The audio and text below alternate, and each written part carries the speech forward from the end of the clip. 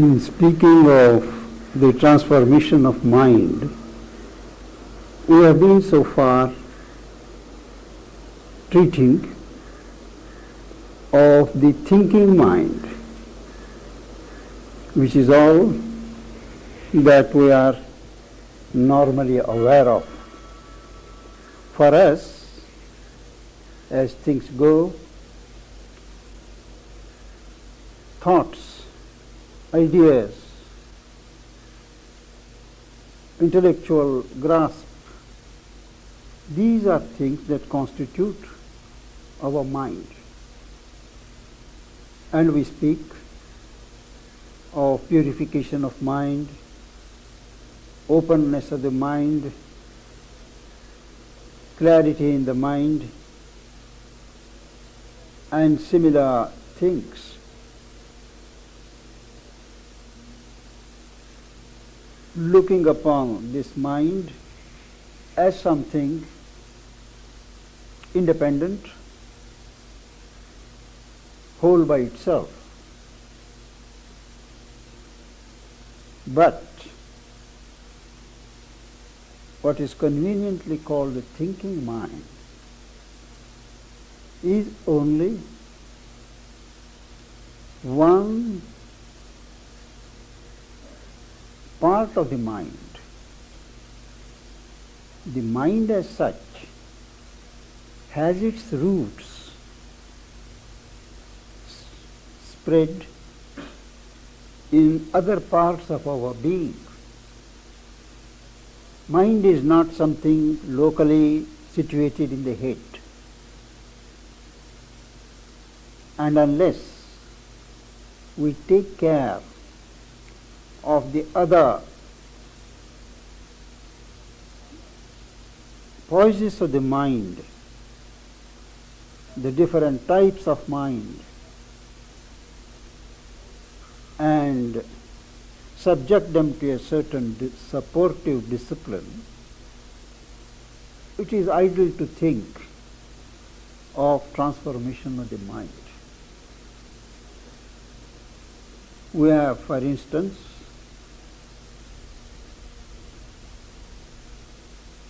the physical mind, that part of the mind which is involved in the physical life. The physical mind is the mental layer of the physical being. It is also that part of the mind which is a portion, a fine portion of the physical being. Now this physical mind rules the roost in the majority of people. It is concerned with physical needs, physical comforts, physical desires, concerns itself with physical data. All the while, its world revolves around the physical needs, the physical wants.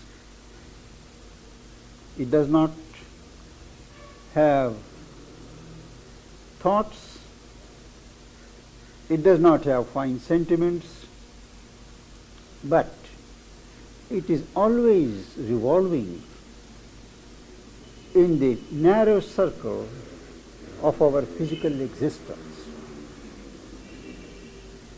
How do you recognize this physical mind?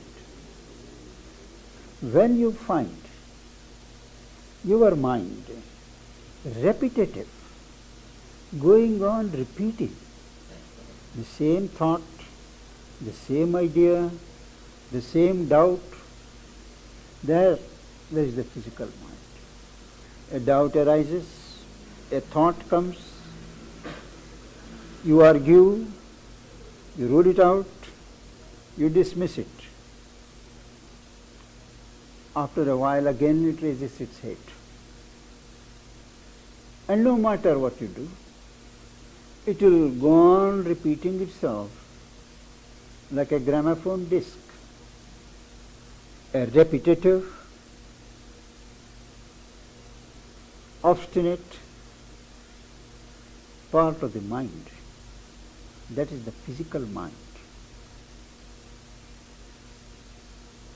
Some people are so much under the control of the physical mind that mind speaks. Physically, verbally it speaks. And you find people talking to themselves. There are other many causes, but one of the causes is the pressure of the physical mind to express itself without relation to surroundings, to environment, to any situation. Now this physical mind is a great obstacle in spiritual life because it is something mechanical. It is not open to reason. It is not open to conviction. If you have a doubt, it will go on coming back, and something in that mind supports it. If you have a fear, that fear, though 100 people may convince you that there is no room for fear, no reason for fear, still that fear comes. The physical mind, the mechanical mind, in other words, repeats itself. So, it is a part of mental discipline for higher life to control, to sit tight on the physical mind, mechanical mind. Refuse to run with it. Refuse to listen to it. Just turn your back and say, let us see afterwards. And doubt of your destiny, doubt of your guru, doubt about the existence of the divine, doubt about the possibility of your achievement, all these, so many avatars of central doubt. Doubt is there for its own sake. Sri Aurobindo once humorously observed, writing to Dilip Kumar Roy, that doubt exists for its own sake. Even if I were to write 650 pages about it, it will not be convinced. You can't argue a doubt out. So you have to sit tight over it. That is as far as the physical mind,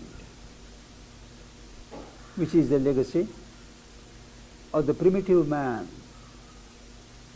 in the early stages of human evolution, is concerned. Then there is the vital mind. We will be discussing what is the vital being in course of our studies. But now, for our purpose, the vital, we can say, is that part of our being which is constituted by life force, movements of life force, activities of prana, whose characteristic is desire. Now, this vital part of ourselves, the vital, has also a mental layer. Now, this is called the vital mind. Now, the vital mind is there, and we recognize it when you will always finding it justifying the desire of the vital, the wild impulse of the vital. We may know that it is wrong, but the mind will try to say that this is different. This has to be carried out. So that part of the mind, which is a kind of an apex of the vital being, always involved in the movements of the vital, justifying the vital desires, and a very cunning element. The vital is very cunning, apparently very convincing. Even when you are faced with a choice in life,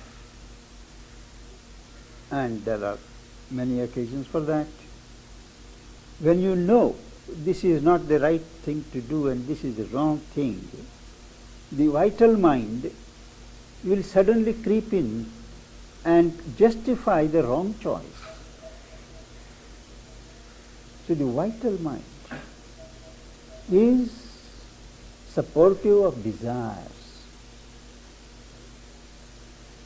If the lower part of the vital mind is concerned with justifying desires, the higher part, the mind of the higher vital, is behind ambitions, large movements by which you aggrandize yourself, you expand yourself, egoistic expansion. Is the vital mind. Then there is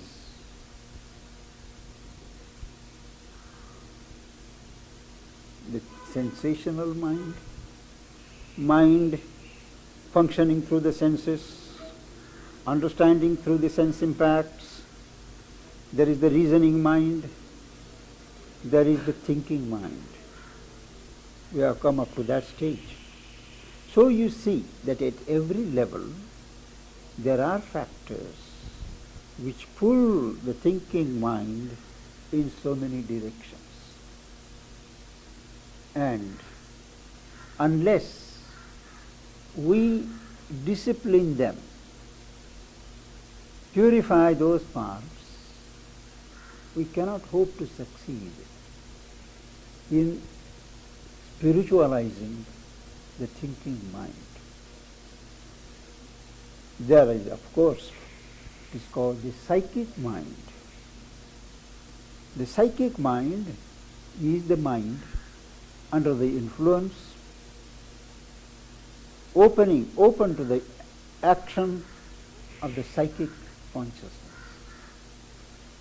A mind which is normally motivated by the psychic, the soul, the center of love, harmony, purity, that is the psychic mind. It is personal, individual. There is the spiritual mind which is open to the consciousness above the mind. There are so many levels of the spiritual mind of which we have already spoken, and we may have to speak later on. But the spiritual mind is perhaps the highest that humanity has normalized on certain peaks of its existence. So mind is a vague term. We shall not make the common mistake of identifying the mind with the brain. The brain is only a physical instrument for the thinking mind to function. But mind itself has no physical body. Mind is a function of of consciousness. Consciousness is awareness. And when that consciousness or awareness specializes in the movement of cognition, ideation, thinking, reasoning, we call it the mind. There are other layers of the mind. So mind is a function of consciousness. And to purify the mind is to purify a certain function of the general consciousness. It is a long process. It has to be backed up by work on the other planes, like the emotional, the vital, the physical, etc. Emotional. It is very important because the emotions are capable of upsetting the mental balance as easily as the drive of passions. They can vitiate our thinking, judgment.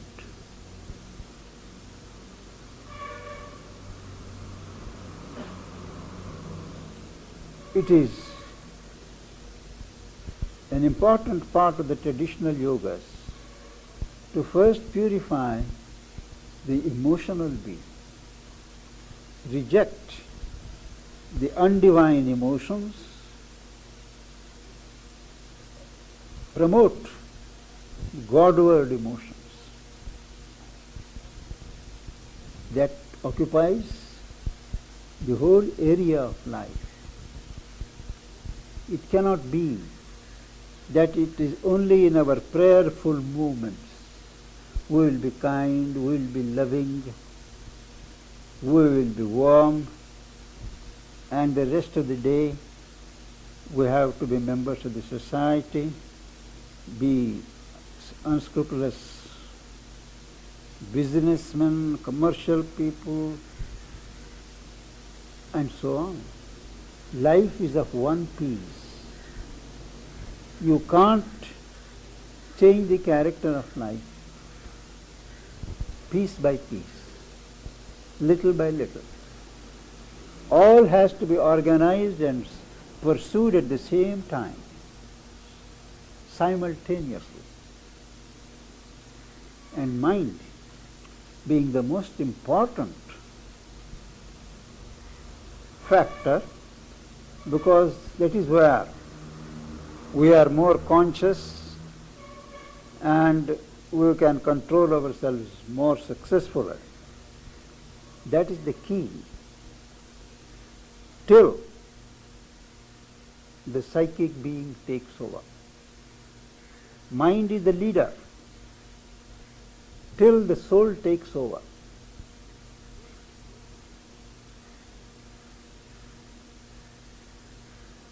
The mind is described as the leader of the body and life, prana sharira neta, only till the soul takes over. And that can take place with the formation of the psychic mind and the spiritual mind. Before, however, the thinking mind gives place to the higher action, our mental reasoning constructions must stop. Our habit of arguing on the mental level, erecting thought structures, formations based on our mental grasp, mental understanding, trying to fit the world into the mold of our little mind. That must stop. And that can't be done unless we first quieten the mind. We have spoken of the different ways in which the mind is to be quieted. and allowed to deepen into a calm mind, it is only when the mind is sufficiently poised, is quiet, that a higher faculty like intuition can work. Otherwise things get mixed. They don't get scope to work in the mind. And each higher faculty, like intuition, inspiration, revelation and so on, they settle in the mind, work through the mind in the measure in which the mind is quiet, the mind is open to their action, the mind does not interfere with the higher descents.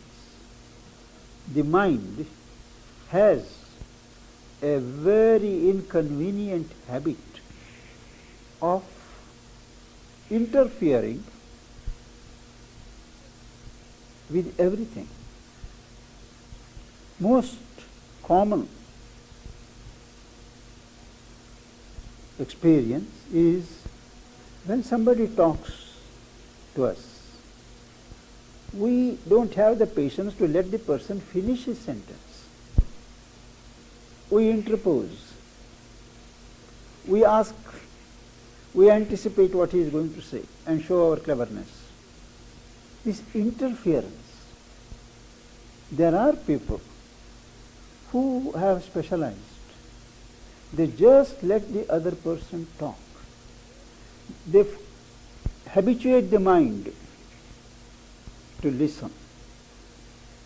Whatever doubts come, whatever questions come, they don't ask. Now that's the one quality I have greatly admired in the person who has compiled the agenda of the mother.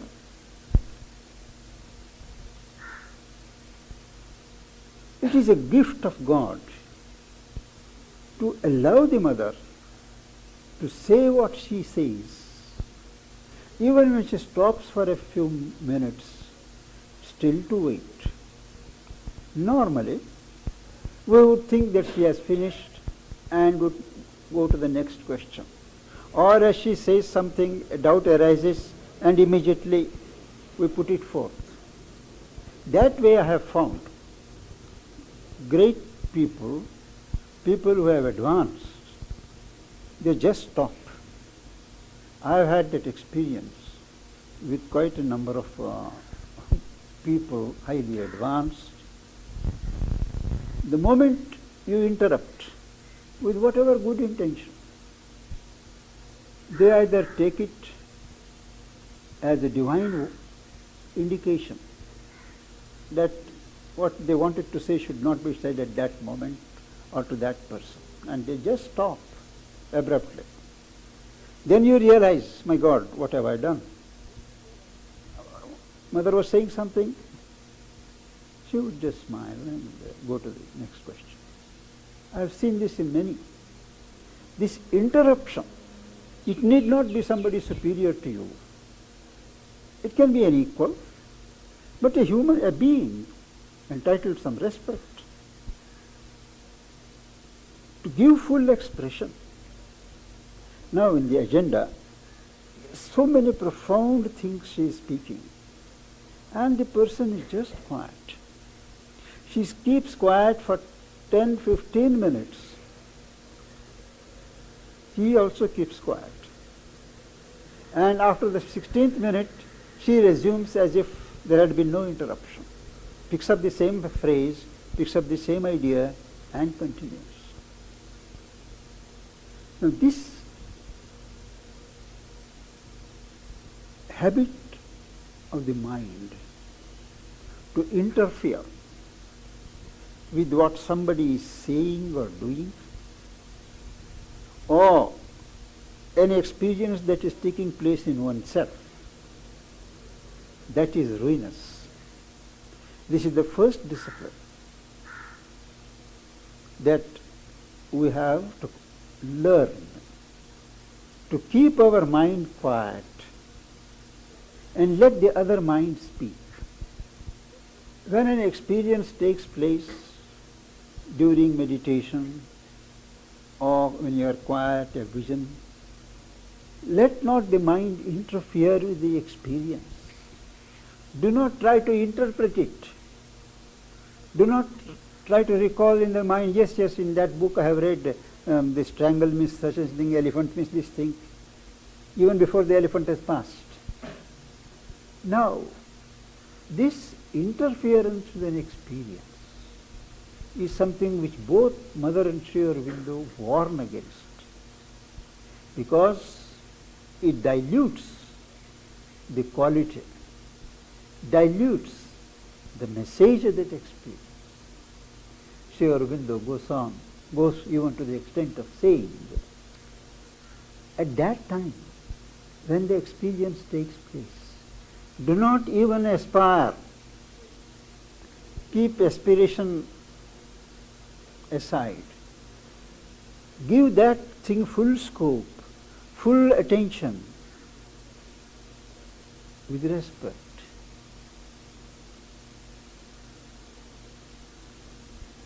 Movements like aspiration can be done, he says, during intervals of between two experiences. But at the time an experience takes place, don't interfere, don't judge, don't interpret. Because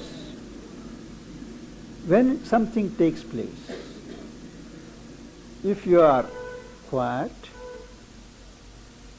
keep the mind silent, the meaning flashes by itself. You do not need to consult a book or exercise your reasoning faculty and come to an assessment of that experience. The experience carries its message in its womb, and if only you are kind enough to give it some time, some room, it reveals itself. So, the mind, though it is the highest faculty that we have evolved in ourselves, can also be a standing hindrance in the blossoming of the higher consciousness. It has to be purified, it has to be drawn from its distracted condition and turned upwards, maybe turned inwards or upwards.